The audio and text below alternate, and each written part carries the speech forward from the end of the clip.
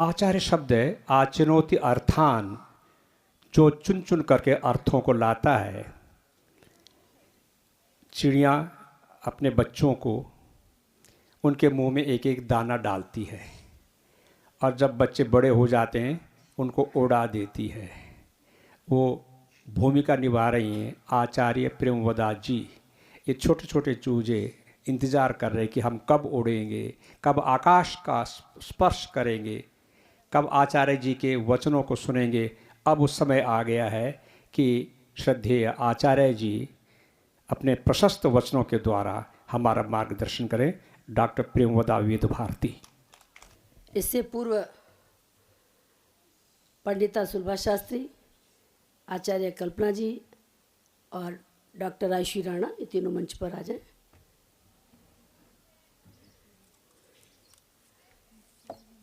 सम्माननीय अध्यक्ष महोदय, मंच पर विराजमान सम्माननीय सभी विद्वद्गण, प्रिय स्नातिका वृंद, आज का जो सत्र है वो स्नातिकाओं के लिए समर्पित है और हमारे साहित्य, हमारे इतिहास में न जाने कब से तैत्तिरीय उपनिषद का और तैत्तिरीय आरण्यक का सुंदर संदेश स्नातिका वृंद को दिया जाता है। इसलिए आज मैं भी अपनी स्नातिकाओं के लिए उस आदेश को प्रस्तुत करती हूँ। आप सभी कृपया ध्यान से सुनेंगी।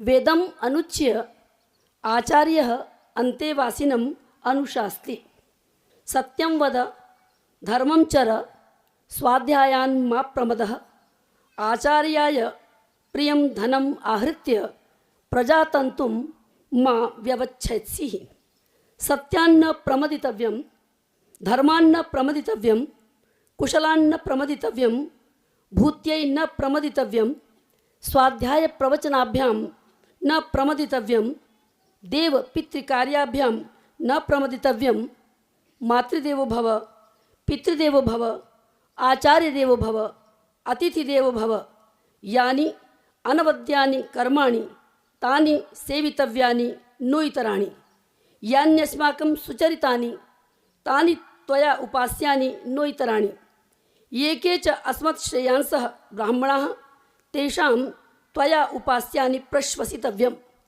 श्रद्धयादेयम् अश्रद्धयादेयं श्रियादेयं ह्रियादेयं संविदादेयम्, अथ यदि ते कर्म विचिकित्सा वा वृत्त विचिकित्सा वा स्यात्, ये तत्र ब्राह्मणाः सम्मर्शिनः युक्ताः अयुक्ताः अलुक्षाः धर्मकामाः स्युः, यथा ते तत्र वर्तेरन् तथा तत्र वर्तेथाः।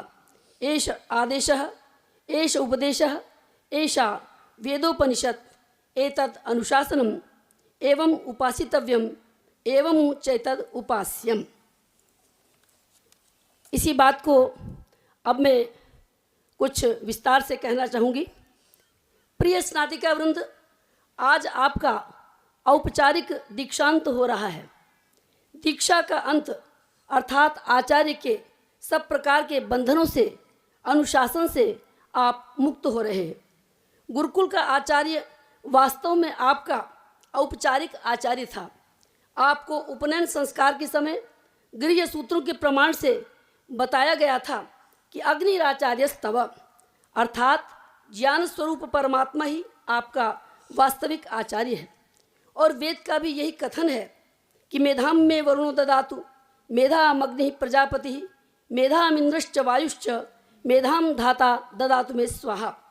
अर्थात प्रभु आप वरुण हैं, मैं भी वरुण बनने योग्य मेधा प्राप्त करके वरुण बनूं। आप अग्नि हैं, मैं भी अग्नि बनने योग्य मेधा प्राप्त करके अग्नि बनूं। इसी प्रकार आप प्रजापति हैं, प्रजाओं के पालक हैं, इंद्र हैं, परम ऐश्वर्यशाली हैं, मैं भी इन सब के बनने की मेधा प्राप्त करके प्रजापति, इंद्र, वायु आदि बनूं। तात्पर्य यह कि परमात्मा ही आपका और हम सब का आचार्य है। इस आचार्य के अनेक नाम हैं, मृत्यु, वरुण, सोम, औषधि, पय आदि। जहाँ तक लौकिक आचार्य ईश्वर के अनुकरण के लिए और ईश्वर में स्थित नित्य ज्ञान की प्राप्ति के लिए प्रेरित करता है वहाँ तक वह भी आचार्य है। आज आप मेरे अनुशासन की श्रृंखलाओं से मुक्त हो रहे हैं, परंतु ईश्वर के अनुशासन रूपी श्रृंखलाओं से, अनुशासन से आप मुक्त नहीं हुए हैं और कभी होंगे भी नहीं। यदि हुए तो महती विनष्टि वाली स्थिति हो जाएगी। वास्तव में आचार्य किसे कहते हैं? निरुक्तकार के शब्दों में कहे तो आचारम ग्राहयति, आचिनोति अर्थान, आचिनोति बुद्धिमिति वा, अर्थात जो मुख्य रूप से सदाचार की शिक्षा दे, जो विद्यार्थी के मन में पदार्थों के बोध का संचय कराए और जो शिष्य की बुद्धि को हर प्रकार से विकसित करे। अपने सामर्थ्य और सीमा के अनुसार इस कार्य को हमने यथाशक्ति संपन्न किया। अब तक आप आचार्य की आंखों से देख रहे थे, इसलिए आपका यह दीक्षा काल था।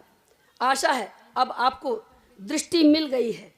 अब आप अपनी बौद्धिक और आत्मिक योग्यता से, परम गुरु से, ईश्वर से ज्ञान प्राप्त करने योग्य हो गए हैं। स्मरण रहे, हमारे जीवन का आदर्श ईश्वर ही है, जिसको अपने सत्याचरण के द्वारा शिष्य में भी बीज वपन करना आचार्य का कर्तव्य है। आचार्य के विषय में कहा गया है, आचार्य उपनयमानः ब्रह्मचारिणम कृणुते गर्भमन्तः। गर्भ ही वह स्थान है जहाँ रहकर बालक अधिक से अधिक शारीरिक, मानसिक और आत्मिक भोजन ग्रहण करता है। यही उपमा वेद ने आचार्य के लिए दी है। अब समय आ गया है कि आप सब लोग स्वयं को विश्वात्मा के गर्भ में स्थापित करें। आपके गुरुमंत्र में भी कहा गया है, भर्गो देवस्य धीमहि। यही सबसे बड़ी प्रार्थना है कि ईश्वर के भर्ग अर्थात ईश्वर के गुण, कर्म, स्वभाव से, उसकी चमक से, तेज से हम भी चमकदार, तेजस्वी, यशस्वी बन जाएं। तैत्तिरीयोपनिषद में ऋषि त्रिशंकु परम गुरु के मुख से कहता है, अहम वृक्षस्य रेरिवा, अर्थात मैं नाशवान संसार का प्रेरक हूँ, इसकी उत्पत्ति और प्रलय करने वाला हूँ, मैं अविनाशी हूँ। कीर्ति पृष्ठम गिरेरिवा, मेरी कीर्ति पर्वत शिखर के समान उच्च है, पवित्र है। ईश्वर के संबंध में सभी उपमाएं हीन होती हैं, क्योंकि उसके बराबर या उससे अधिक कोई नहीं है। वह निरतिशय है, निरंजन है, उसमें किसी प्रकार की कोई न्यूनता नहीं। और क्योंकि ईश्वर ही हमारे जीवन का सर्वोत्कृष्ट आदर्श है, इसलिए उसको जानना, जानकर मानना, मानकर स्वयं में अन्वित करना, यही हमारे जीवन का उद्देश्य होना चाहिए। मुंडकोपनिषद का ऋषि कहता है, यदा पश्यति रुक्मवर्णम कर्तारमीशम पुरुषम ब्रह्मयोनिम तदा विद्वान पुण्य पापी विधूय निरंजन परमम साम्यमुपैति। विद्वान की दृष्टि वास्तव में दृष्टि है। जब विद्वान देखता है तो ईश्वर को निरभ्र आकाश की भांति विशुद्ध रूप में देखता है कि यही करता है, यही ब्रह्म योनि है, ज्ञान का आदि मूल है। ज्ञान सदा कर्म करने के लिए होता है, इसलिए ब्रह्म को देखकर यह विद्वान भी अपने अंदर रहे हुए समस्त दुर्गुणों, दुर्व्यसनों को दूर कर निरंजन हो जाता है और पाप पुण्य से ऊपर उठ जाता है और ब्रह्म के सभी गुणों को आत्मसात करता है। आपके जीवन का भी यही लक्ष्य होना चाहिए। आपकी विद्या का पहला सवन अभी पूरा नहीं हुआ है। परम ऋषि मनु जी ब्रह्मचारी के लिए आदेश करते हैं कि जब आचार्य को लगे कि बटुक अच्छी तरह स्वयं आत्मोन्नति करने के योग्य हो गया है, तब आचार्य की इच्छा के अनुसार बटुक का दीक्षांत होना चाहिए। श्लोक निम्न प्रकार है, गुरुणा अनुमतः स्नात्वा समावृत्तो यथाविधि उद्वहेत द्विजो भार्याम सवर्णाम लक्षणान्विताम। आजकल के विश्वविद्यालयों की भाषा में परास्नातक को आचार्य कहते हैं। उसके पश्चात वहाँ भी उसे शोध छात्र के रूप में स्वीकार कर लिया जाता है। यही वास्तव में दीक्षांत का समय है।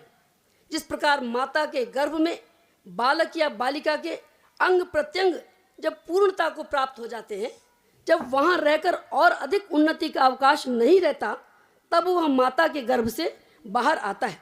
इसी प्रकार जब आचार्य देखता है कि उसके शिष्य जीवन के चौराहे पर खड़े होकर अपने मार्ग की पहचान करने में सक्षम हो गए हैं, तब वह उन्हें दीक्षांत का आदेश देता है। आप तो अभी कच्चे फल हैं, सुन रहे हो, आप तो अभी कच्चे फल हैं, आपके अंग प्रत्यंग अभी पूर्णता को प्राप्त नहीं हुए हैं। आप अपनी इच्छा से जा रहे हैं, आचार्य की इच्छा से नहीं जा रहे।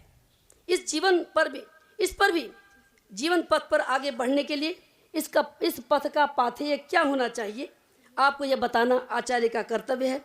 इसे तैत्तिरीय उपनिषद के शब्दों में इस प्रकार कहा जा सकता है।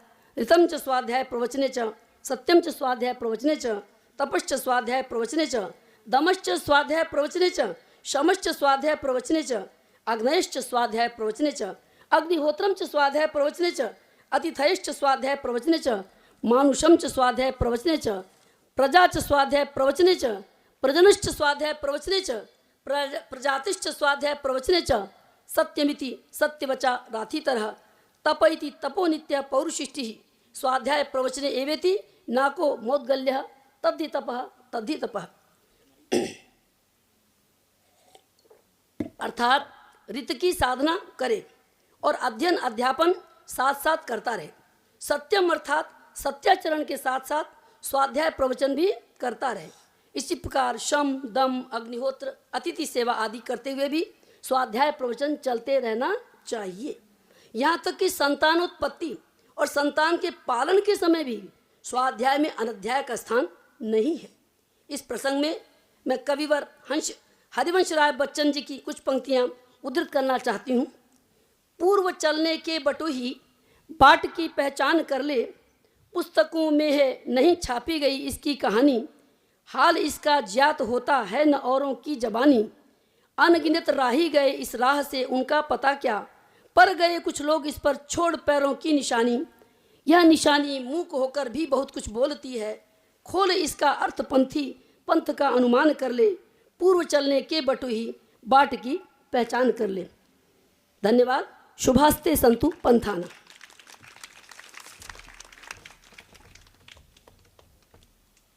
श्रद्धेय आचार्य जी ने गागर में सागर भर दिया। उनकी वाणी नहीं बोली थी, वेद वाणी बोल रही थी, उनकी गुणवत्ता बोल रही थी और उन्होंने कुछ बहुत अच्छी बातें कही। आज से मैं तुम्हें अनुशासन मुक्त कर रही हूँ, लेकिन परमात्मा के अनुशासन से मुक्त मत होना। कितनी बड़ी गहरी बात की है।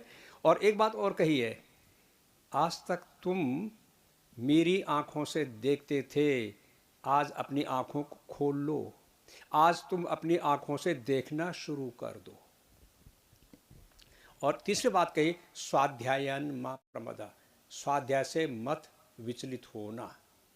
और ये जो स्नातिकाएं हैं, इनका रूप परिवर्तित हो गया। प्यारे बच्चों, अब वही आदर देना, जैसे एक राजा स्नातक को सम्मान देता है, तो आज से ये बेटियां प्रणम्य हैं, प्रणाम की योग्य हैं, और इनको अपनी क्षमता भी दिखानी देनी होगी। तो आज से आपकी एक दूरी हो गई है, अब इनके जीवन में गंभीरता है, शालीनता है, विद्वत्ता है, उसी रूप में आपको भी दृष्टिगत होगी।